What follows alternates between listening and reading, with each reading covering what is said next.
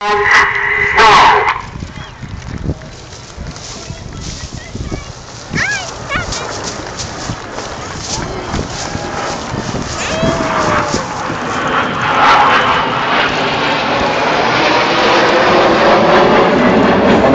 formation with white smoke is one of our first-year pilots, Red 4, Flight Lieutenant James McMillan. McZ was born in the UK but moved to New Zealand at the age of 10. He eventually joined the Royal New Zealand Air Force, but transferred to the Royal Air Force in 2002. He became a Hawk flying instructor and Harrier GR9 pilot. I'd like to say a very warm welcome to McZ's mum and dad, who have travelled over from New Zealand to spend the summer and see Jim flying here this afternoon. You see the smoke on now. The team are forming our largest formation shape. This is Concorde.